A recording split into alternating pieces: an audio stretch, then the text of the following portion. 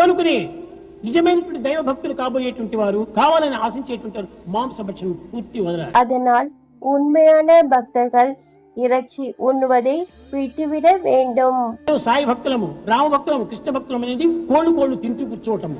நாங்கள் சாய் பக்தர்கள், ராம பக்தர்கள் என்று சொல்கிறார்கள், ஆனால் சிக்கன் சாப்பிடுகிறார்கள். డివోటీ ఎట్లవుతాడు? எப்படி நீ ஒரு பக்தராக இருக்க முடியும்?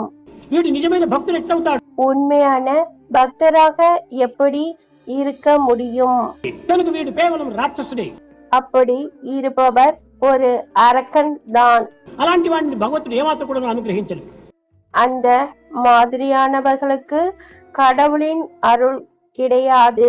ఎవరైనా కూడా స్వదేశీయులు కానీ విదేశీయులు కానీ నిజంగా స్వామి యొక్క ఆజ్ఞను పాటించేటువంటి వారు ఈ మాంసభక్షణ తక్షణమే విసర్జించాలి. எனவே